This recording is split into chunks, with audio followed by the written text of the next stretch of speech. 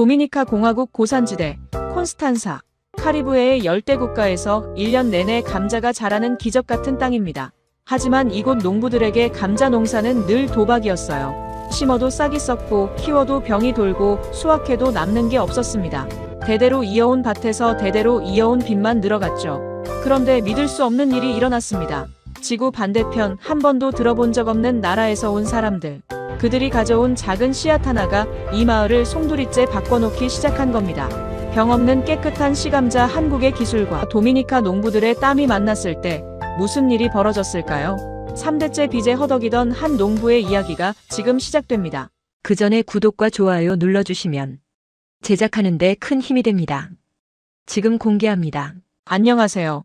저는 콘스탄사에서 감자 농사를 짓는 농부입니다. 이곳은 도미니카 공화국의 심장부에 자리한 고산지대예요. 해발 1200m가 넘는 이 땅은 카리브해의 열대 국가라고는 믿기 어려울 만큼 서늘합니다. 덕분에 1년 내내 감자를 기를 수 있죠. 사람들은 이곳을 도미니카의 채소 창고라고 부릅니다. 하지만 저에게 이 땅은 늘 걱정의 땅이었습니다. 감자 심는 철이 돌아오면 마을 전체가 술렁였어요. 기대보다 불안이 먼저였죠. 우리가 대대로 써오던 종자는 해마다 문제를 일으켰습니다. 어떤 해에는 싹이 제대로 올라오지 않았고 어떤 해에는 자라다 말고 시들어버렸어요. 병이 들면 순식간에 밭 전체로 퍼졌습니다. 수확철이 되어도 거둘 게 없는 해가 한두 번이 아니었죠. 문제는 종자였습니다. 우리가 쓰는 씨감자는 이미 병에 감염되어 있었어요. 바이러스에 걸린 씨앗을 심으니 자라는 감자도 병들 수밖에 없었죠. 하지만 우리에겐 다른 선택지가 없었습니다. 건강한 씨감자를 구하려면 먼 나라에서 사와야 했으니까요. 건강한 씨감자를 구하려면 캐나다나 미국에서 사와야 했습니다. 우리 땅에서는 병 없는 종자를 만들 수가 없었으니까요. 문제는 가격이었어요. 한 포대 값이 우리 같은 소농에게는 한 달 생활비와 맞먹었습니다. 그마저도 물량이 부족하면 구하지 못할 때가 많았어요. 배가 늦게 도착하거나 중간 상인들이 가격을 올리거나 그해 수출국 사정이 안 좋으면 우리는 그냥 심을 수가 없었습니다. 심을 수 없으면 거둘 수도 없었죠. 거둘 수 없으면 팔 것도 없었고 팔 것이 없으면 먹고 살 길이 막막했습니다. 저는 3대째 이 땅에서 감자를 키워온 집안의 아들입니다. 아버지도 할아버지도 같은 밭에서 같은 작물을 길렀어요. 하지만 제가 물려받은 건 땅만이 아니었습니다. 빚도 함께 물려받았죠. 씨감자를 사기 위해 진 빚, 비료를 사기 위해 진 빚, 수확이 안 되어 갚지 못한 빚이 해마다 쌓여갔어요. 아내는 말없이 한숨만 쉬었고 아이들은 왜 우리 집은 늘 힘드냐고 물었습니다. 저는 대답할 수가 없었어요. 열심히 하지 않아서가 아니었으니까요. 새벽부터 밤까지 밭에 나가도 하늘이 돕지 않으면, 아니 씨앗이 건강하지 않으면 아무 소용이 없었습니다. 이건 저만의 문제가 아니었어요. 마을 전체가 같은 상황이었습니다.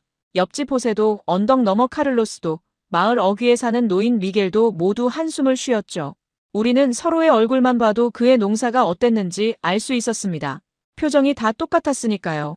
지친 눈, 굳은 입술, 그리고 어깨를 짓누르는 무게. 그게 콘스탄사 농부들의 일상이었어요. 마을 회의가 열릴 때마다 같은 이야기가 반복됐어요. 씨감자 값이 너무 비싸다. 올해도 병이 돌았다. 수확이 반토막 났다. 누군가는 이민을 가겠다고 했고 누군가는 다른 작물로 바꾸자고 했습니다. 하지만 감자 외에 이 고산지대에서 제대로 자라는 작물이 뭐가 있겠어요. 결국 다들 한숨만 쉬다가 흩어졌습니다. 어떤 이웃은 정말로 마을을 떠났어요. 수도 산토도밍고로 혹은 더 멀리 미국으로. 남아있는 사람들은 그들을 부러워하면서도 한편으로는 이 땅을 버릴 수 없었습니다. 3대, 4대를 이어온 밭이니까요. 조상들이 피땀 흘려 일군 땅이니까요. 우리는 막다른 골목에 몰려 있었어요. 앞으로 나아갈 수도 없고 뒤로 물러날 수도 없는 상황이었죠. 매년 같은 계절이 돌아오고 같은 불안이 찾아오고 같은 실패가 반복되었습니다. 언제까지 이렇게 살아야 하는 건지 출구가 보이지 않았어요. 그러던 어느 해였습니다. 소문이 돌기 시작했어요. 정부에서 외국 기술자들을 데려온다는 이야기였죠. 한국이라는 나라에서 온 사람들이 감자 농사를 도와주러 온다고 했습니다. 처음에는 코웃음을 쳤어요. 외국 사람들이 뭘 안다고 우리 밭에 와서 이래라 저래라 하겠다는 건지. 게다가 한국이라는 나라는 들어본 적도 거의 없었습니다. 아시아 어딘가에 있는 작은 나라라고만 알고 있었죠. 그 먼 데서 온 사람들이 도미니카 땅을 알 리가 없다고 생각했습니다. 마을 사람들 반응도 비슷했어요. 누군가는 또 말만 하다 가는 사람들이겠지 하고 비웃었고 누군가는 관심조차 없다는 듯 고개를 돌렸습니다. 정부에서 보내는 사람들이 우리 삶을 바꿔준 적이 언제 있었냐고요. 늘 약속만 하고 떠났으니까요. 하지만 속으로는 다른 생각도 있었어요. 혹시, 정말 혹시라도 뭔가 달라질 수 있다면 이대로 계속 살 수는 없으니까요. 아이들에게 빚만 물려줄 수는 없으니까요. 작은 희망이라도 붙잡고 싶은 마음이 있었습니다. 그해 겨울 마을회관에 모이라는 연락이 왔습니다. 한국에서 온 사람들이 주민들을 만나고 싶다고 했어요. 저는 반신반의하면서 회관으로 향했습니다. 아내는 기대하지 말라고 했지만 저는 어쩔 수 없이 발걸음을 옮겼어요. 회관에 도착하니 마을 사람 대부분이 나와 있었습니다. 다들 저처럼 기대 반 의심 반의 얼굴이었죠. 수군거리는 소리가 여기저기서 들렸어요. 저들이 뭘 해줄 수 있겠냐, 말만 번지르르 하겠지. 그래도 한번 드러나 보자. 회관 앞에 낯선 차량 2대가 서 있었습니다. 그리고 그 옆에 처음 보는 얼굴들이 서 있었어요. 피부색도 다르고 말도 통하지 않을 것 같은 사람들. 그들이 한국에서 온 사람들이었습니다. 통역사가 함께 있었고 그들은 우리를 향해 고개를 숙여 인사했어요. 저는 그때까지만 해도 몰랐습니다. 그날이 우리 마을의 운명을 바꿀 첫걸음이 될 줄은요. 그 낯선 사람들이 가져온 작은 씨앗이 우리 삶을 송두리째 뒤흔들 줄은요. 그날 저녁 집으로 돌아오는 길에 하늘을 올려다봤습니다. 별이 유난히 많이 보였어요. 왠지 모르게 가슴이 두근거렸습니다. 아무것도 달라지지 않을 수도 있다는 걸 알면서도 저는 그날 밤 오랜만에 깊이 잠들었습니다. 마을 회관 안은 사람들로 가득 찼습니다. 평소 회의 때보다 훨씬 많은 인원이었어요. 한쪽 구석에는 젊은 청년들이 서 있었고 맨 앞줄에는 마을 원로들이 자리를 잡았습니다. 저는 중간쯤에 서서 앞을 바라봤어요. 단상 위에 낯선 얼굴들이 서 있었습니다. 한국에서 왔다는 사람들이었죠. 그들은 우리와 많이 달라 보였습니다. 피부색도 체격도 말투도 전혀 달랐어요. 통역사가 옆에 서서 그들의 말을 스페인어로 옮겼습니다. 처음에는 어색했어요. 저 사람들이 정말 우리를 도울 수 있을까? 도미니카 땅을 한 번도 밟아본 적 없는 사람들이 감자 농사를 뭘 안다고. 회의장 분위기는 냉랭했습니다. 누군가는 팔짱을 끼고 있었고 누군가는 대놓고 하품을 했어요. 옆에 서 있던 호세가 작은 소리로 중얼거렸습니다. 또 말만 하다 가겠지. 저도 솔직히 그렇게 생각했어요. 정부에서 보내는 사람들은 늘 그랬으니까요. 큰 약속을 하고 사진 몇 장 찍고 그리고 사라졌습니다. 하지만 그날은 조금 달랐어요. 한국에서 온 사람들 중 한 명이 앞으로 나왔습니다. 나이가 지긋해 보이는 남자였어요. 통역사를 통해 그가 말했습니다. 자신들은 여기 와서 무엇을 해달라고 요구하러 온 게 아니라고요. 다만 한 가지 기술을 가져왔고 그 기술이 이 땅에서 효과가 있는지 함께 시험해보고 싶다고 했습니다. 함께. 그 단어가 귀에 걸렸어요. 그는 계속 말했습니다. 한국도 예전에는 가난한 농업국가였다고요. 먹을 것이 부족해서 고생했던 시절이 있었다고 했어요. 그래서 농업 기술을 발전시켰고 이제는 그 기술을 필요로 하는 곳과 나누고 싶다고요. 일방적으로 주는 게 아니라 서로 배우면서 함께 성장하고 싶다고 했습니다. 솔직히 반은 의심했어요. 좋은 말은 누구나 할 수 있으니까요. 하지만 그의 눈빛에는 뭔가 진심 같은 게 느껴졌습니다. 아니, 어쩌면 제가 그렇게 믿고 싶었던 건지도 모릅니다. 너무 오래 절망 속에 있으면 작은 희망이라도 붙잡고 싶어지니까요. 그들이 가져온 기술은 무병 시감자를 만드는 방법이었습니다. 병에 걸리지 않은 깨끗한 시감자. 우리가 그토록 원했지만 직접 만들 수 없었던 것이었어요. 그들은 특별한 방식으로 바이러스 없는 시감자를 생산할 수 있다고 했습니다. 그리고 그 기술을 우리에게 전수해주겠다고요. 회의장이 술렁였습니다. 몇몇 사람들이 손을 들어 질문했어요. 정말 가능한 거냐? 비용은 얼마나 드냐? 우리가 뭘 해야 하냐? 질문이 쏟아졌죠. 한국 사람들은 하나하나 차분하게 대답했습니다. 시범 사업으로 시작할 거라고요. 먼저 몇 개 농가에서 시험해보고 효과가 있으면 점차 확대하겠다고 했어요. 시범 농가. 그 말을 듣는 순간 가슴이 쿵 내려앉았습니다. 누군가는 해야 한다는 뜻이었으니까요. 새로운 방식을 처음 시도하는 건 늘 위험이 따릅니다. 실패하면 그의 농사를 통째로 망치는 거예요. 가뜩이나 빚에 허덕이는데 실험 대상이 되었다가 망하면 어쩌나. 다들 같은 생각이었을 겁니다. 회의장에 침묵이 흘렀어요. 아무도 선뜻 나서지 않았습니다. 서로 눈치만 보고 있었죠. 한국 사람들의 표정에 실망의 그림자가 스쳤습니다. 이대로 끝나는 건가? 그들이 빈손으로 돌아가면 다음 기회는 없을 것 같았어요. 저는 아내 얼굴이 떠올랐습니다. 매일 밤 한숨 쉬던 모습.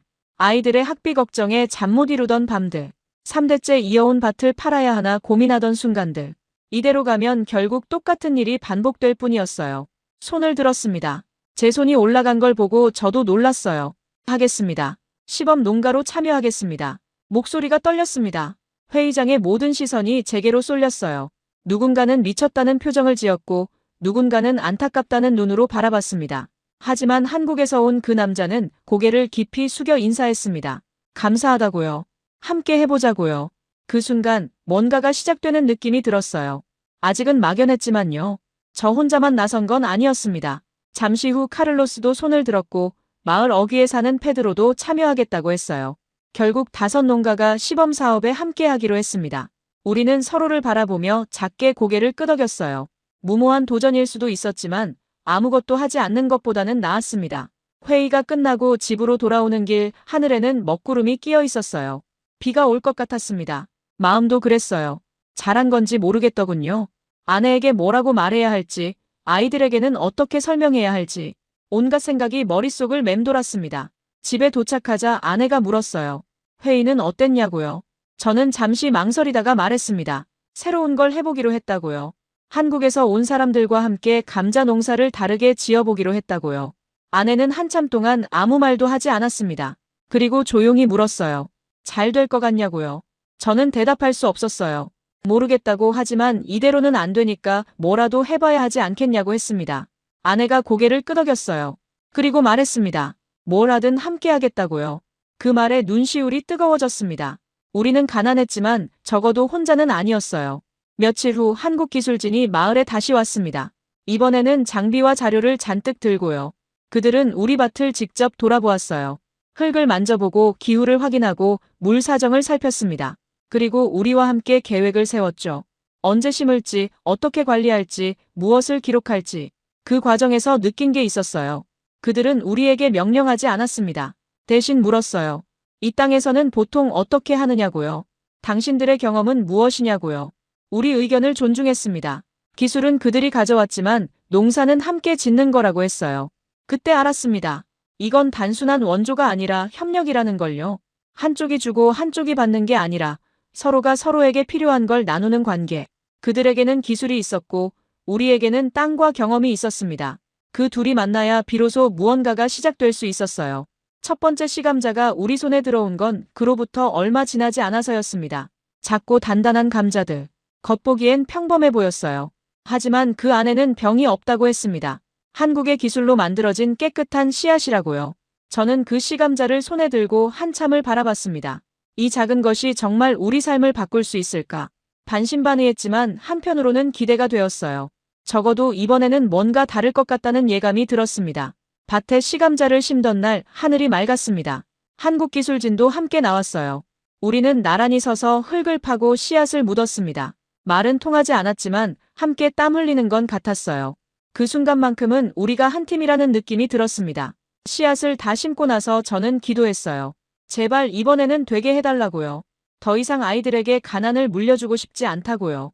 하늘이 들었는지는 모르겠지만 마음만은 간절했습니다. 씨감자를 심고 나서 며칠 동안은 밭에 나가는 게 두려웠습니다.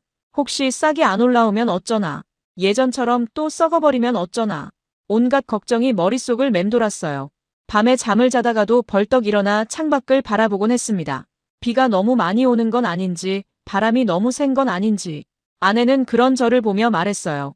씨앗은 심었으니 이제 기다리는 수밖에 없다고요. 맞는 말이었습니다. 하지만 기다림이 이렇게 길게 느껴진 적은 처음이었어요. 하루가 열흘 같았습니다. 일주일쯤 지났을까요? 새벽같이 밭에 나갔습니다. 아직 해가 뜨기 전이었어요. 손전등을 들고 밭 사이를 걸었죠. 그리고 멈춰 섰습니다. 흙 위로 작은 초록색 싹이 고개를 내밀고 있었어요. 한 포기가 아니었습니다. 여기저기서 싹들이 올라오고 있었죠. 무릎을 꿇고 자세히 들여다봤습니다. 싹의 색깔이 선명했어요. 연두빛이 아니라 진한 초록색. 줄기도 단단해 보였습니다. 예전에 심던 씨감자와는 확실히 달랐어요.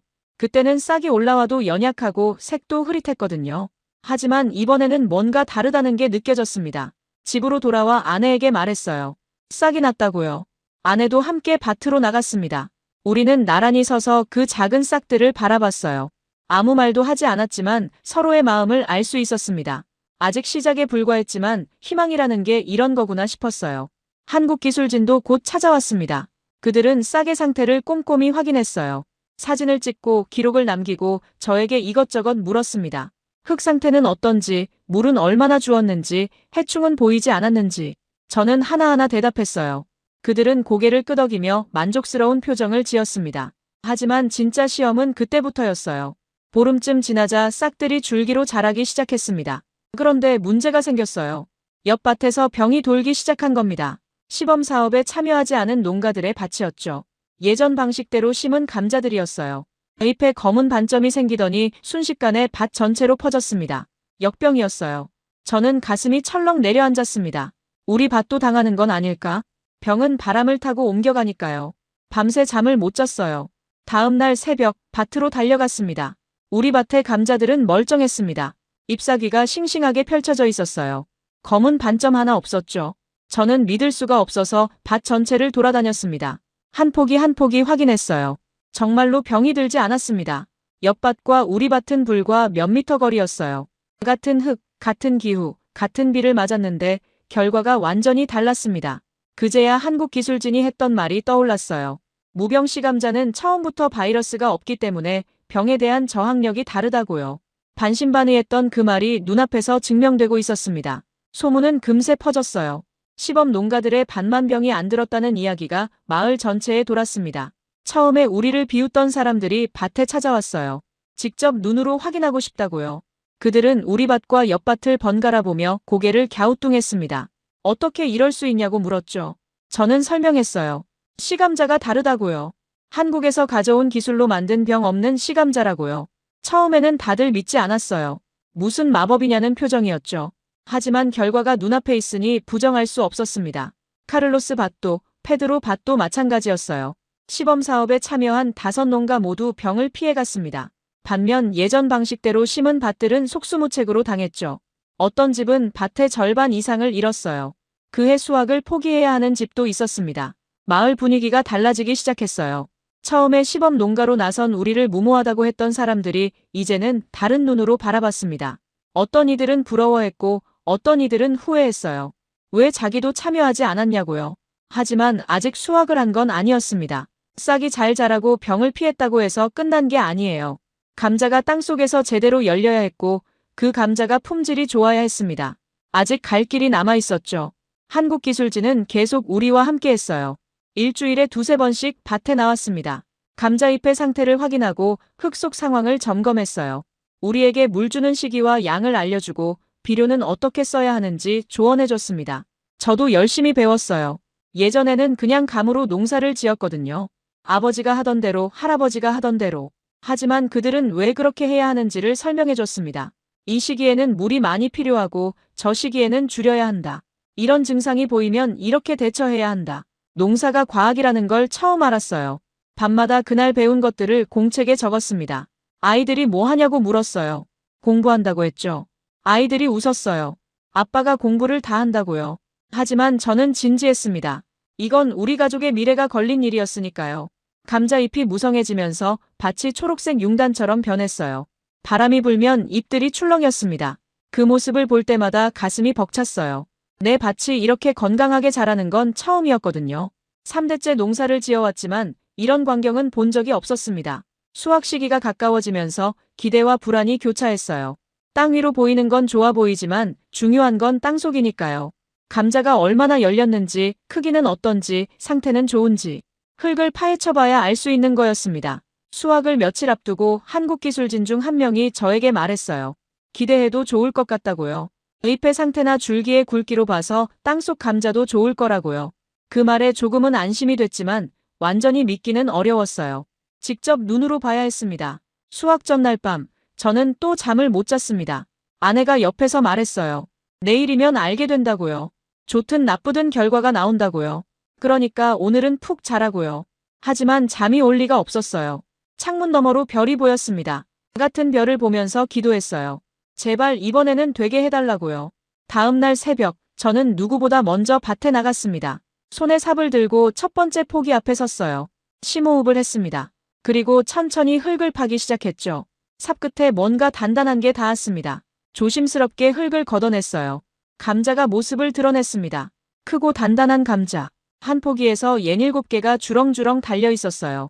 예전에는 서너 개 나오면 다행이었는데요. 저는 그 자리에 주저앉았습니다. 손이 떨렸어요. 감자를 하나 집어들었습니다. 묵직했습니다. 표면도 매끈하고 상처가 없었어요. 이게 진짜인가 싶었습니다. 뒤에서 발소리가 들렸어요. 돌아보니 아내가 서 있었습니다. 저는 아무 말도 못하고 그 감자를 들어보였어요. 아내도 말이 없었습니다. 그냥 눈물만 흘렸어요. 우리는 한참 동안 그렇게 밭 한가운데 서 있었습니다. 말없이 감자를 바라보면서요. 3대째 이어온 이 밭에서 처음으로 희망이라는 걸 수확한 순간이었습니다. 수확은 사흘에 걸쳐 진행됐습니다. 혼자서는 도저히 감당할 수 없는 양이었어요. 가족들이 총출동했습니다. 아내와 아이들, 그리고 이웃 몇 명도 와서 도와줬어요. 예전에는 수확할 때 품앗이가 당연했거든요. 내가 도와주면 나중에 저쪽도 도와주고, 그게 콘스탄사 농부들의 방식이었습니다. 첫날 아침 밭에 모인 사람들의 표정이 묘했어요. 기대 반 의심 반이었죠. 과연 얼마나 나올까? 한 포기 파볼 때마다 탄성이 터졌습니다. 이게 진짜야. 어떻게 이렇게 많이 달려있어? 사람들이 저마다 한마디씩 했어요. 저는 묵묵히 일했습니다. 삽으로 흙을 파고 감자를 꺼내고 바구니에 담았어요. 손이 흙투성이가 됐지만 기분은 이상하게 좋았습니다. 한 바구니가 차면 다음 바구니로. 그렇게 바구니가 쌓여갔어요. 예전에는 밭 전체를 다 파도 수레 하나 채우기 어려웠는데 이번에는 달랐습니다. 첫날 수확을 마치고 감자를 한 곳에 모았어요. 산더미처럼 쌓였습니다. 저는 그 앞에 서서 한참을 바라봤어요. 믿기지 않았습니다. 같은 밭인데, 같은 땅인데 어떻게 이렇게 다를 수 있는지 눈앞에 보이는데도 실감이 나지 않았어요. 한국 기술진도 수확 현장에 왔습니다. 그들도 놀란 표정이었어요.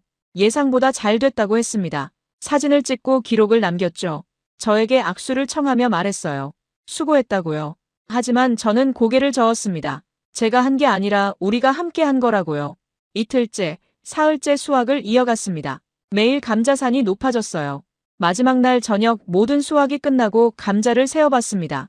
정확한 숫자는 기억나지 않지만 예전에 2배가 넘었어요. 어쩌면 3배 가까웠을지도 모릅니다. 아이들이 감자 더미 위에 올라가 뛰어놀았어요. 위험하다고 말렸지만 솔직히 저도 기분이 좋았습니다. 이렇게 많은 감자를 우리 밭에서 본 적이 없었으니까요. 아내는 옆에서 웃고 있었어요. 정말 오랜만에 보는 웃음이었습니다. 하지만 기쁨은 오래가지 않았어요. 현실이 기다리고 있었거든요. 감자를 시장에 내다 팔아야 했습니다. 아무리 많이 수확해도 팔리지 않으면 의미가 없어요. 그리고 그 해는 사정이 좋지 않았습니다. 역병이 돌아서 전체적으로 감자 수확량이 줄었지만 그만큼 가격이 오를 줄 알았거든요. 그런데 상인들은 오히려 가격을 깎으려 했어요.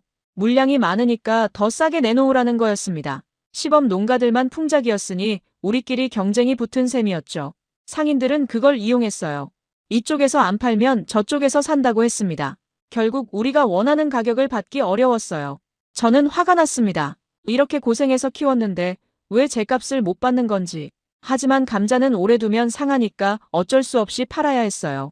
예전보다는 훨씬 나은 수입이었지만 마음 한구석이 개운치 않았습니다. 집으로 돌아오는 길에 카를로스를 만났어요. 그도 비슷한 상황이었다고 했습니다. 양은 많이 나왔는데 가격이 영 아니라고요. 우리는 한숨을 쉬며 걸었어요.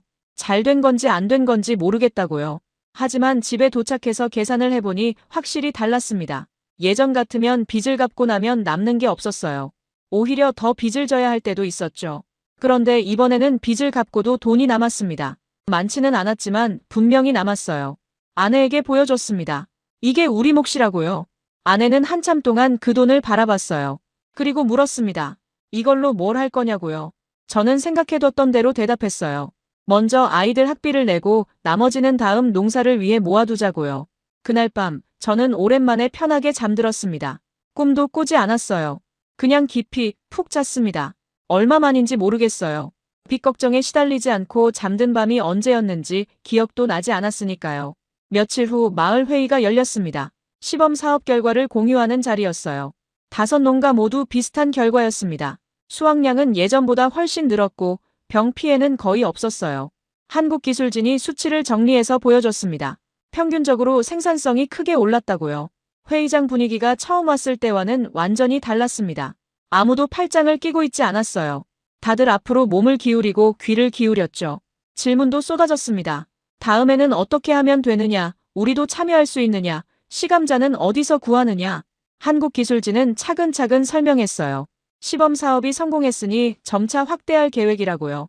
더 많은 농가가 참여할 수 있도록 준비하겠다고 했습니다. 사람들 표정이 밝아졌어요. 희망이 보인다는 얼굴이었죠.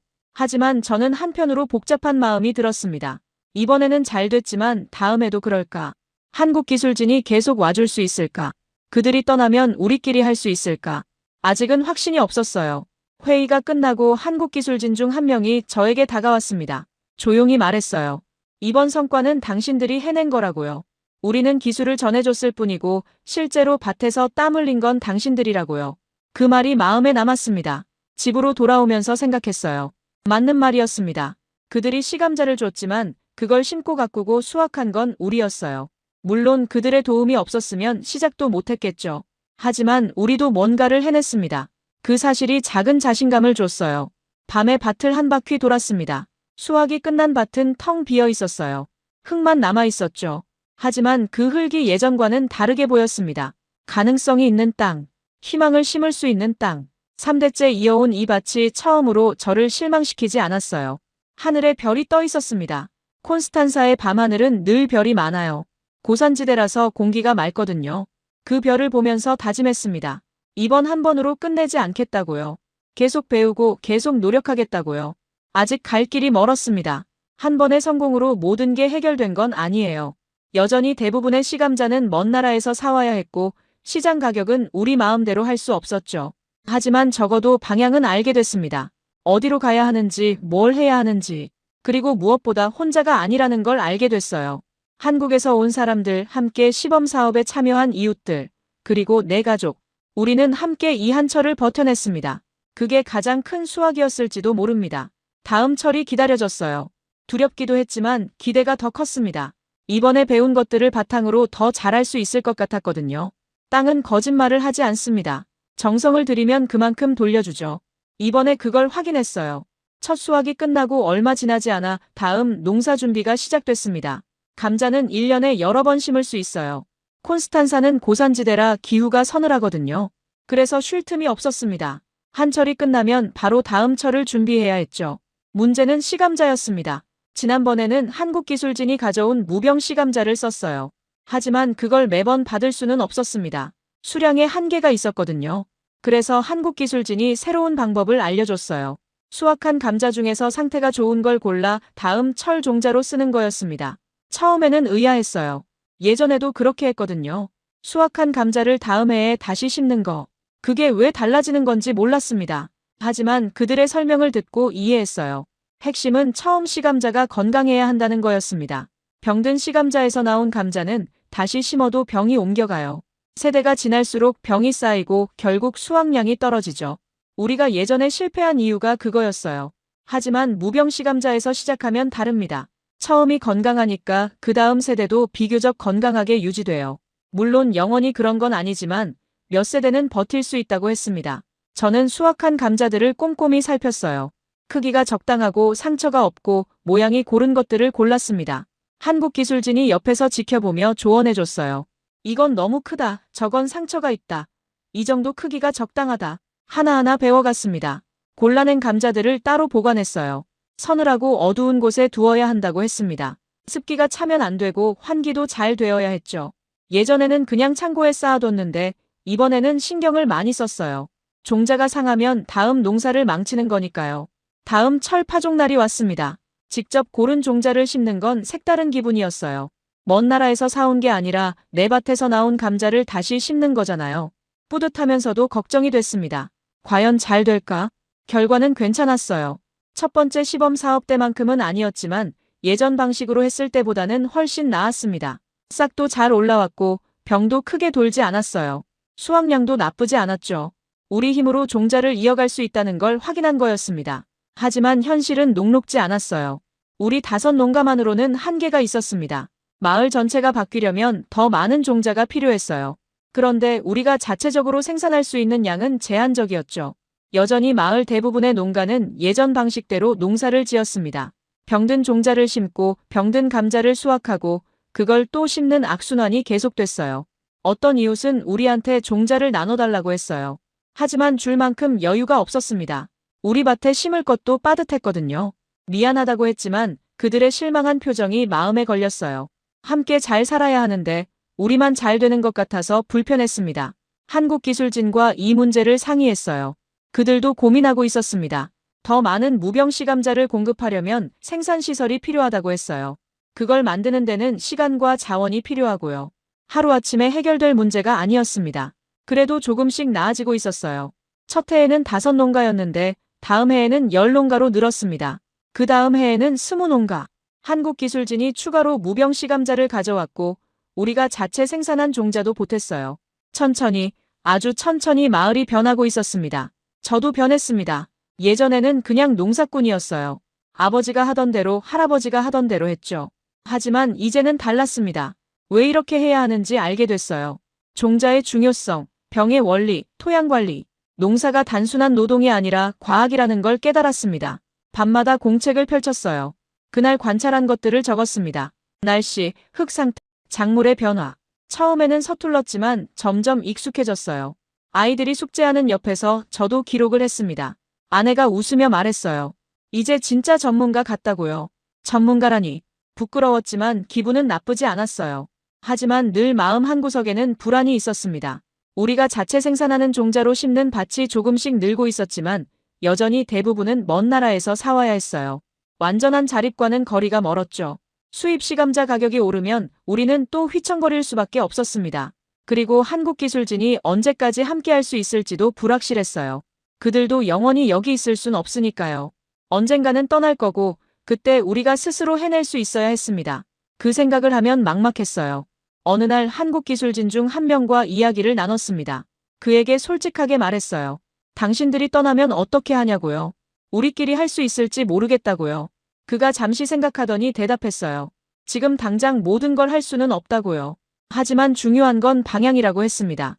어디로 가야 하는지 알면 천천히라도 갈 수 있다고요.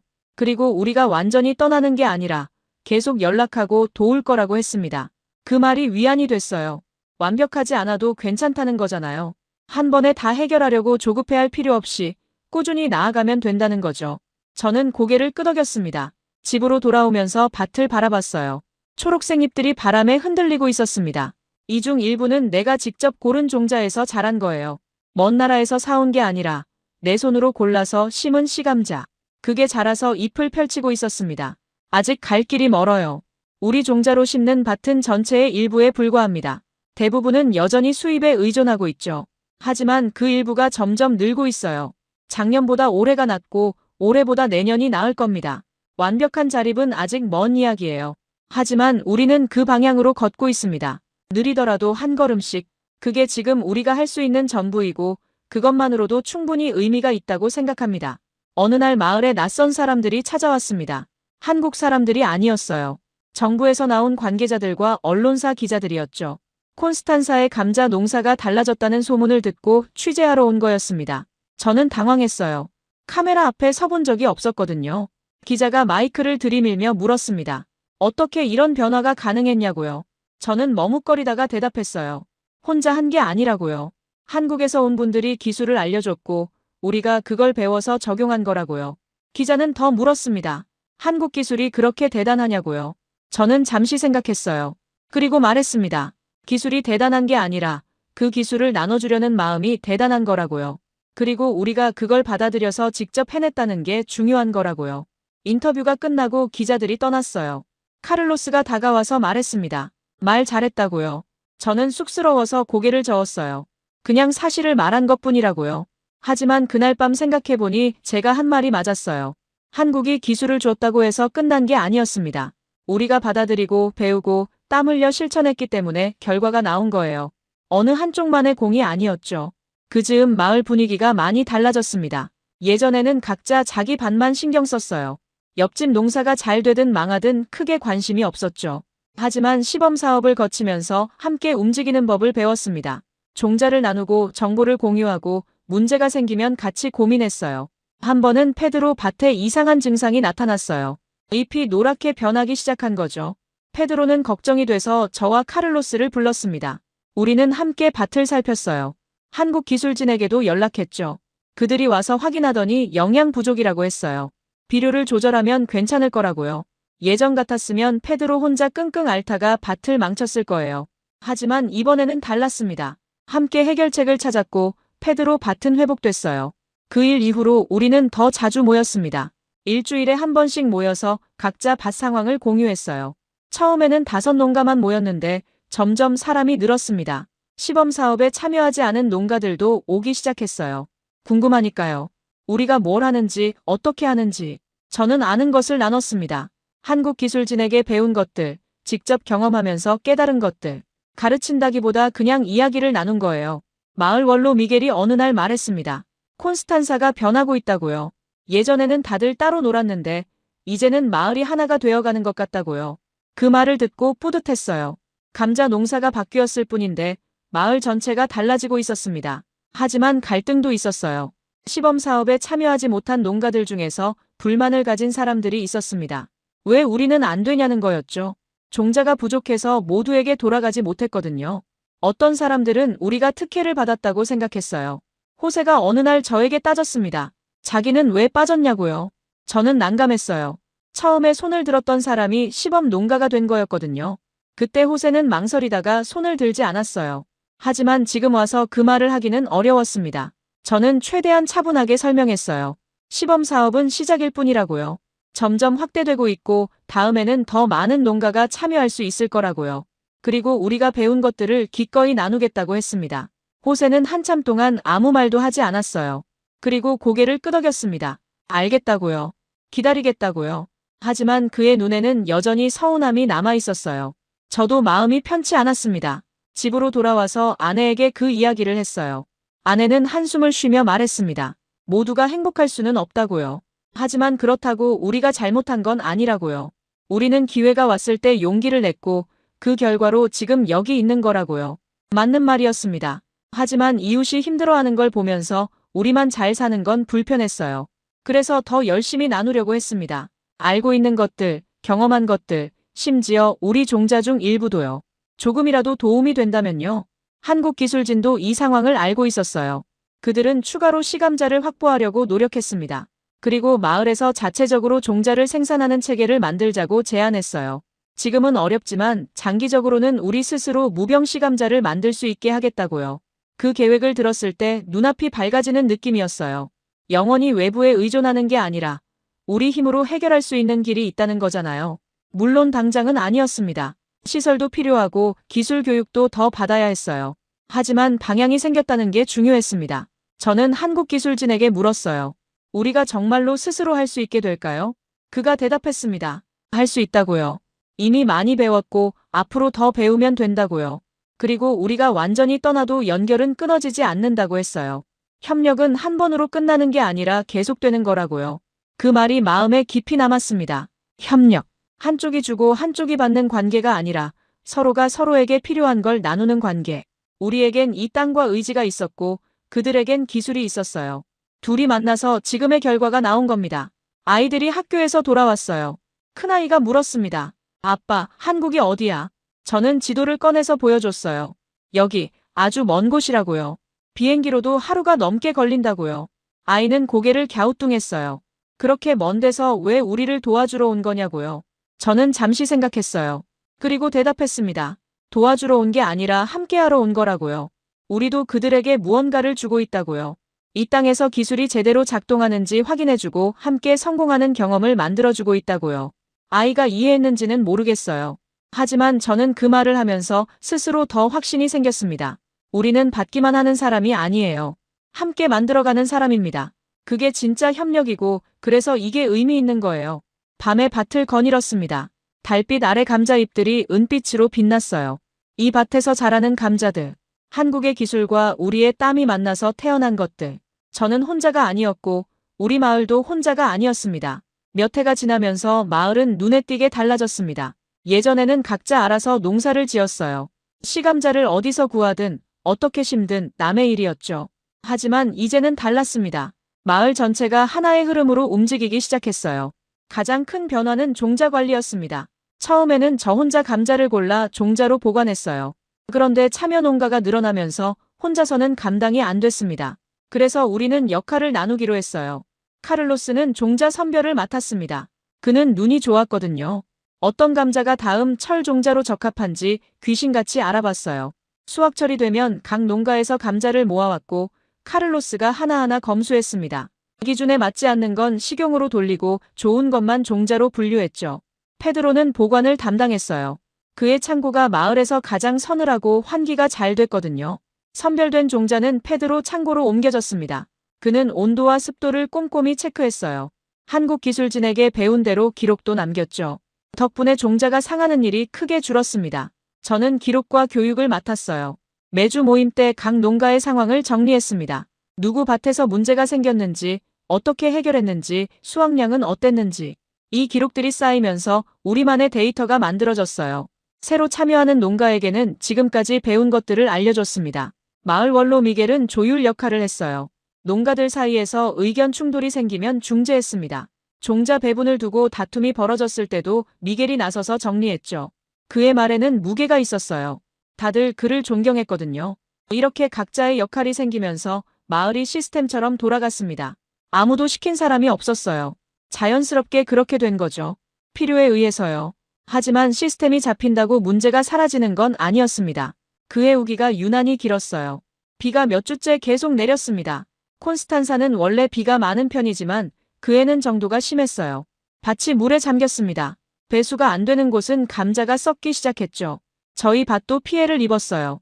밭 한쪽이 침수됐습니다. 급하게 물을 빼려고 했지만 역부족이었어요.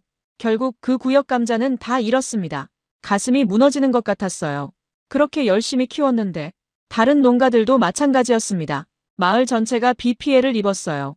몇몇 농가는 밭의 절반을 잃었습니다. 수확철을 앞두고 이런 일이 생기다니. 다들 망연자실했죠. 마을 모임이 열렸습니다. 분위기가 무거웠어요. 누군가는 울고 있었고 누군가는 화를 냈습니다. 하늘을 원망하는 목소리도 있었어요. 왜 우리한테만 이런 일이 생기냐고요. 저도 힘들었지만 가만히 있을 수는 없었어요. 앞으로 나가서 말했습니다. 잃은 건 어쩔 수 없다고요. 하지만 남은 것도 있다고요. 완전히 망한 게 아니라면 우리가 할 수 있는 일이 있다고요. 사람들이 저를 바라봤어요.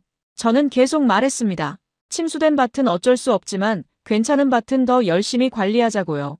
그리고 서로 도우면 된다고요. 피해가 큰 농가는 덜 입은 농가가 도와주자고요. 혼자서는 버틸 수 없어도 함께하면 버틸 수 있다고요. 침묵이 흘렀습니다. 그리고 카를로스가 손을 들었어요. 자기 밭은 피해가 적으니까 일손이 필요한 곳에 가서 돕겠다고요. 페드로도 동의했습니다. 미겔이 고개를 끄덕이며 말했어요. 그렇게 하자고요. 콘스탄사는 원래 그렇게 살아왔다고요. 그날부터 마을이 움직였습니다. 피해가 적은 농가들이 피해가 큰 농가를 도왔어요. 함께 물을 빼고 함께 밭을 정리하고 함께 남은 감자를 수확했습니다. 혼자서는 엄두도 못 낼 일이었지만 여럿이 하니까 됐어요. 저도 이웃밭에 가서 일했습니다. 호세 밭이었어요. 예전에 저한테 서운해했던 그 호세요. 그의 밭은 피해가 컸습니다. 저는 아무 말 없이 일했어요. 호세도 말이 없었죠. 하지만 일이 끝나고 그가 저를 붙잡았습니다. 고맙다고요. 짧은 한마디였지만 그걸로 충분했어요. 한국 기술진도 이 소식을 듣고 달려왔습니다. 그들은 피해 상황을 파악하고 대책을 논의했어요. 당장 할 수 있는 일은 많지 않았지만 다음을 위한 준비를 함께 했습니다. 배수 시설을 어떻게 개선할지, 비 피해에 강한 품종은 없는지. 그의 수확량은 예년보다 적었습니다. 피해가 컸으니까요. 하지만 마을이 완전히 무너지지는 않았어요. 함께 버텼으니까요. 어떤 집은 더 힘들었고 어떤 집은 덜 힘들었지만 아무도 혼자 쓰러지지 않았습니다. 수확이 끝나고 마을 모임이 다시 열렸어요. 이번에는 분위기가 달랐습니다. 힘들었지만 이겨냈다는 안도감이 있었죠. 미겔이 말했습니다. 올해가 쉽지 않았지만 우리가 뭘 할 수 있는지 알게 됐다고요. 따로 놀았으면 다들 쓰러졌을 거라고요. 저는 그 말에 동의했습니다. 시스템이라는 게 좋을 때만 작동하는 게 아니었어요. 진짜 힘든 순간에 함께 버티는 게 시스템이었습니다. 우리는 그걸 이번에 증명한 거예요. 밤에 집으로 돌아와서 아내와 이야기했어요. 힘든 해였다고요. 아내도 고개를 끄덕였습니다. 하지만 아내가 말했어요. 그래도 예전보다 나았다고요. 예전 같았으면 우리 집만 망하면 그냥 끝이었는데 이번에는 서로 도와서 버텼다고요. 맞았어요. 예전에는 각자의 불행이 각자의 몫이었습니다. 하지만 이제는 달랐어요. 불행도 나눌 수 있었고 그래서 버틸 수 있었죠. 아이들이 잠든 후 마당에 나갔습니다. 별이 떠 있었어요. 콘스탄사의 밤하늘은 언제나 별이 많습니다. 저는 그 별을 보면서 생각했어요. 우리 마을이 정말 달라졌구나. 감자 농사가 바뀐 게 아니라 우리 자체가 바뀐 거구나. 한국에서 온 기술이 씨앗이었다면 그 씨앗을 키운 건 우리였습니다. 그리고 그 과정에서 우리는 서로를 더 단단히 연결했어요. 이제 마을은 하나의 시스템이 됐습니다. 좋을 때도 힘들 때도 함께 움직이는 하나의 몸처럼요. 오늘 아침에도 밭에 나갔습니다. 해가 뜨기 전이었어요. 콘스탄사의 새벽 공기는 차갑고 맑습니다. 숨을 들이쉬면 폐 깊숙이까지 시원해지는 느낌이에요. 저는 이 시간이 좋습니다. 하루 중 가장 고요한 때거든요. 밭 사이를 천천히 걸었어요. 감자잎들이 이슬을 머금고 있었습니다. 햇살이 비치면 반짝반짝 빛날 거예요. 이 광경을 볼 때마다 가슴이 벅찹니다. 몇 해 전만 해도 이 밭은 저에게 걱정거리였어요. 하지만 이제는 달라졌습니다. 물론 모든 게 해결된 건 아닙니다. 우리 마을에서 자체 생산한 종자로 심는 밭이 늘어났어요. 처음 5농가로 시작한 게 이제는 마을 상당 부분으로 퍼졌습니다. 수확량도 예전보다 훨씬 안정적이에요. 병으로 밭 전체를 잃는 일은 거의 없어졌죠. 분명히 좋아졌습니다. 하지만 여전히 많은 씨감자를 먼 나라에서 사옵니다. 우리가 자체 생산하는 양으로는 마을 전체를 감당할 수 없어요. 도미니카 공화국 전체로 보면 더 그렇죠. 수입 의존도가 높은 건 변하지 않았습니다. 가격이 오르면 휘청거리고 물량이 부족하면 발을 동동 구르는 건 여전해요. 완전한 자립은 아직 먼 이야기입니다. 솔직히 말하면 제 세대에서 이룰 수 있을지도 모르겠어요. 하지만 방향은 알고 있습니다. 어디로 가야 하는지, 뭘 해야 하는지. 그게 중요한 거라고 생각해요. 한국 기술진 중 일부는 떠났습니다. 처음부터 함께했던 분들이요. 임기가 끝났거든요. 그들이 떠날 때 마을 사람들이 모여서 인사했어요. 악수를 나누고 포옹을 했죠. 말은 잘 통하지 않았지만 마음은 전해졌습니다. 그중 한 분이 저에게 말했어요. 이제 당신들이 할 차례라고요. 우리가 없어도 잘할 수 있을 거라고요. 저는 고개를 끄덕였지만 솔직히 불안했습니다. 정말로 우리끼리 할 수 있을까? 하지만 시간이 지나면서 알게 됐어요. 할 수 있다는 걸요. 완벽하지는 않아도 어설프더라도 우리는 해내고 있었습니다. 문제가 생기면 함께 머리를 맞대고 해결했어요. 모르는 건 기록을 뒤지고 그래도 안 되면 연락해서 물었죠. 한국 기술진이 떠났어도 연결은 끊어지지 않았습니다. 새로운 기술진이 오기도 했어요. 그들은 또 다른 것들을 가르쳐줬습니다. 우리도 배우고 우리가 경험한 것들을 나눠줬죠. 일방적으로 받기만 하는 관계가 아니었어요. 서로 배우고 서로 나누는 관계. 그게 계속되고 있습니다. 어느 날 큰아이가 밭에 따라 나왔어요. 학교 가기 전이었습니다. 아이가 물었어요. 아빠는 왜 매일 밭에 나오냐고요. 저는 잠시 생각하다가 대답했습니다. 이 밭이 우리 가족을 먹여 살리기 때문이라고요. 그리고 이 밭에서 희망을 받기 때문이라고요. 아이가 고개를 갸우뚱했어요. 희망이 뭐냐고요. 저는 웃으며 말했습니다. 내일이 오늘보다 나을 거라고 믿는 거라고요. 그리고 그걸 위해 오늘 뭔가를 하는 거라고요. 아이가 이해했는지는 모르겠어요. 하지만 언젠가 알게 되겠죠. 이 밭에서 무슨 일이 있었는지, 우리 마을이 어떻게 변했는지, 그리고 그 변화에 아빠도 함께했다는 걸요. 저녁에 마을 모임이 있었습니다. 정기 모임이에요. 매주 한 번씩 모여서 각자 상황을 공유하고 다음 주 계획을 세웁니다. 처음에는 어색했던 이 모임이 이제는 자연스러워졌어요. 안 오면 허전할 정도로요. 모임이 끝나고 카를로스와 나란히 걸었습니다. 그가 말했어요. 옛날 생각나냐고요. 처음 한국 사람들이 왔을 때 다들 콧방귀 뀌던 거요. 저도 웃었습니다. 기억난다고요. 저도 반은 의심했다고요. 카를로스가 말했어요. 그때 자네가 손 안 들었으면 어떻게 됐을까요? 저는 생각해봤어요. 아마 아무것도 안 변했겠죠. 아니, 다른 누군가가 손을 들었을 수도 있어요. 하지만 그건 알 수 없는 일입니다. 중요한 건 제가 손을 들었다는 거예요. 그리고 카를로스도 페드로도 따라왔다는 거죠. 혼자였으면 불가능했을 거예요. 함께였기 때문에 가능했습니다. 집에 도착하니 아내가 저녁을 차려놓고 기다리고 있었어요. 아이들은 이미 먹고 있었죠. 저는 손을 씻고 자리에 앉았습니다. 밥상 위에 감자 요리가 있었어요. 우리 밭에서 나온 감자로 만든 거죠. 한 입 먹었습니다. 맛있었어요. 아내가 물었어요. 모임은 어땠냐고요? 저는 대답했습니다. 좋았다고요. 다들 열심히 하고 있다고요. 아내는 미소 지었어요. 그 미소를 보니까 마음이 놓였습니다. 예전에는 저런 미소를 보기 어려웠거든요. 늘 걱정에 찌들어 있었으니까요. 밥을 먹고 마당에 나왔습니다. 하늘에 별이 가득했어요. 콘스탄사의 밤하늘은 언제 봐도 아름답습니다. 저는 별을 보면서 생각했어요. 우리는 아직 가는 길 위에 있습니다. 목적지에 도착한 게 아니에요. 여전히 해결해야 할 문제가 많고 넘어야 할 산도 많습니다. 수입 의존도를 낮추려면 갈 길이 멀고 마을 전체가 안정되려면 시간이 더 필요해요. 하지만 괜찮습니다. 방향을 알고 있으니까요. 그리고 혼자가 아니니까요. 한국에서 온 기술이 씨앗이었다면 우리는 그 씨앗을 심고 가꾼 사람들입니다. 그들이 없었으면 시작하지 못했겠지만 우리가 없었어도 아무 일도 일어나지 않았을 거예요. 서로가 서로에게 필요했습니다. 그게 협력이고 그래서 이 이야기가 의미 있는 거예요. 이건 완성된 이야기가 아닙니다. 자립을 향해 가는 길 위에서 쓰고 있는 이야기예요. 결말은 아직 모릅니다. 하지만 한 가지는 확실해요. 혼자서는 갈 수 없는 길을 함께이기에 갈 수 있습니다. 내일도 새벽에 밭에 나갈 겁니다. 해가 뜨기 전에요. 이슬 맺힌 감자잎을 보면서 하루를 시작하겠죠. 그리고 또 한 걸음 나아갈 거예요. 느리더라도 꾸준히. 이 땅에서, 이 마을에서, 이 사람들과 함께. 그게 제가 선택한 길이고 저는 이 길이 좋습니다. 이 이야기 어떠셨나요? 좋아요, 구독으로 응원해 주시고 알림 설정 꼭 부탁드려요. 시청해 주셔서 감사합니다.